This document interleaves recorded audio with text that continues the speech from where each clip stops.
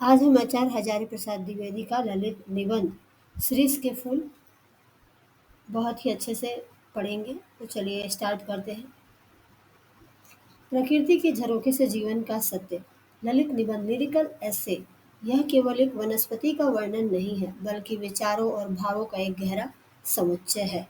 द्विवेदी जी ने प्रकृति के यथार्थ चित्रण से जीवन के लालित्य को उभारा है इस ललित निबंध में, शिरीष के फूल में। शीत पुष्प the winter flower in summer. Shirish ज्येष्ठ माह की प्रचंड गर्मी, लू और उमस में भी खिलता है। यह विषम परिस्थितियों में समता के भाव का प्रतीक है। मतलब ये गर्मी में भी और ठंडी में भी हर मौसम में ये एक जैसा रहता है। हर परिस्थितियों से ये लड़ता है, उनका सामना करता है। भयंकर ग्रीष्म और शिरीष की अजेयता। वसंत से भादों तक। वसंत के आगमन के साथ यह लहक उठता है और मन रमे तो भरे भादों तक निरंतर फूलता रहता है। वायुमंडल में पोषण। धरती और आसमान जलते रहते हैं, फिर भी यह हजरत वायुमंडल में अपना रस खींचकर इतने कोमल और तंतुजाल उगाते हैं। कालजयी स्वभाव है इनका। उमस से प्राण उबलते हैं, लू से हृदय सूखता है, फिर भी यह अजेयता का मंत्र जपता रहता है। शिरीष के फूल को कालजयी अवधूत कहा है। इसे कालजयी अवधूत की संरचना है। स्थित प्रज्ञता, इक्वेनिमिटी। सुख और दुख में ये समान रहते हैं। बाह्य कोलाहल के बीच शांत रहकर भी ये पुष्पित होते हैं। जिजीविका, विल टू लिव। सर्वग्रासी, काल की मार के बीच भी जीवन रस बनाए रखना और हार न मानना। हर मौसम में इनका मौसम से डटकर सामना करना उसका, और अपने जीवन जीने की इच्छा को बनाए रखना, हार नहीं मानना इनकी खासियत है। शिरीष के फूलों की अनासक्ति, डिटैचमेंट। ना उधो का लेना, ना माधो का देना। सांसारिक कष्टों, लू गर्मी के बीच भी वायुमंडल से रस खींचकर मौज में आठों या मस्त रहना कोई इनसे सीखे। हृदय की कोमलता, व्यवहार की कठोरता। फूल देखिए, इसके कोमलता है फूल में। संस्कृत साहित्य कालिदास के अनुसार यह केवल भौरों के पदों का कोमल दबाव सह सकता है, पक्षियों का बिल्कुल नहीं। यह संवेदनशीलता और सहृदयता का प्रतीक है। वहीं इसके जो फल होते हैं शिरीष के, इनमें क्या होता है, कठोरता होती है। फल इतने मजबूत होते हैं कि नए फूलों के आने पर भी स्थान नहीं छोड़ते जब तक नए पत्ते उन्हें धकियाकर बाहर नहीं कर देते हुए डटे रहते हैं। निष्कर्ष क्या है कि जीवन में कोमल भाव, सत्य, प्रेम को बचाने के लिए कभी कभी व्यवहार का कठोर होना भी अनिवार्य है। हमेशा हम कोमल व्यवहार ही करें सभी के साथ, तो क्या होगा, हमारा जीना मुश्किल हो जाएगा। इसीलिए कभी कभी अपने व्यवहार को हमें कठोर भी करना पड़ता है। काल देवता की मार, जड़ता बनाम गतिशीलता। सर्वव्यापक कालाग्नि, निरंतर चल रहा संघर्ष। हिलते डुलते रहो, स्थान बदलते रहो, आगे की ओर मुख किए रहो। मतलब आप जिस जगह पे हैं, जिस किसी भी मुसीबत में हैं, वहाँ से अपने आप को उस जगह से आप दूसरी जगह ले जाइए। स्थान परिवर्तन कीजिए। परिणाम कोई मार से बचा, दीर्घजीवी सर्वाइवल। किसी भी मार्ग से इससे क्या होगा कि आप बच पाएंगे और दीर्घजीवी होंगे। और मूर्खता क्या है, मूर्खतापूर्ण विश्वास, जहाँ बने हैं वहीं बने रहे, परिवर्तन से इनकार नहीं। कुछ लोग कहते हैं कि हम यही रहेंगे, भले आग लग जाए, बम गिर जाए या कुछ भी हो जाए, हम यही रहने वाले, यहाँ से कहीं जाने वाले नहीं है। तो ये क्या है, मूर्खतापूर्ण विश्वास है। परिणाम क्या होता है, विनाश होता है, फिर मृत्यु होती है। आग लगी है और आप कहो कि यहाँ से हम कहीं जाएंगे ही नहीं। ठीक है। नेक्स्ट, साहित्य का मानदंड, महाकवि की रचना। महाकवि कौन है, अनासक्ति योगी, महाकवि, विदग्ध प्रेमी। अनासक्ति योगी कौन है, यहाँ पे देख लेते हैं। तटस्थ तटस्थ भाव, न्यूट्रलिटी।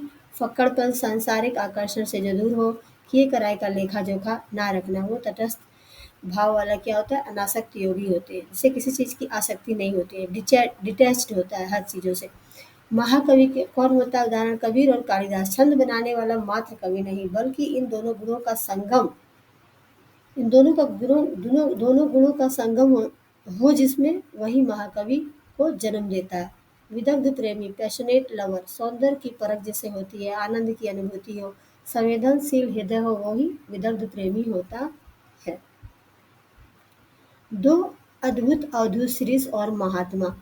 मानदंड दिए हैं उनके, शिरीष का, वृक्ष का और महात्मा गांधी का। बाह्य परिस्थितियाँ क्या है शिरीष के, भयंकर गर्मी, वर्षा, आंधी, लू। और महात्मा गांधी का मार काट, अग्निदाह, लूटपाट और खून खच्चर का बवंडर। मूल स्वभाव क्या होता है देखिए, भयंकर गर्मी हो, वर्षा, आंधी और लू हो तो वायुमंडल से रस खींचकर शांत रहता है और पुष्पित रहता है शिरीष का वृक्ष। और महात्मा गांधी ऐसे में उनका स्वभाव क्या है? कोलाहल के बीच स्नेही, अहिंसक और अविचल रहना। व्यक्तित्व का द्वंद क्या है? फूलों सा कोमल और फलों सा कठोर होना सिरिस की खासियत है। और गांधी जी की हृदय से अत्यंत कोमल, दूसरों के कष्टों से द्रवित हो जाते हैं, किंतु सिद्धांतों और नियमों के प्रति वज्र सा कठोर भी है। ब्रिटिश साम्राज्य को ढाहने वाले कहा जाता है उनको। वर्तमान सभ्यता का संकट क्या है? अतीत, पास्ट, आत्मबल का वर्चस्व। पुराने समय में क्या था कि आत्मबल का वर्चस्व हुआ करता था। प्रेरणादायी आत्मविश्वास थे, मन की शक्ति थी, श्रीस और गांधी जैसे व्यक्तित्व हुआ करते थे। हाय वह अद्भुत आज कहाँ है? इस पंक्ति में कहा गया है।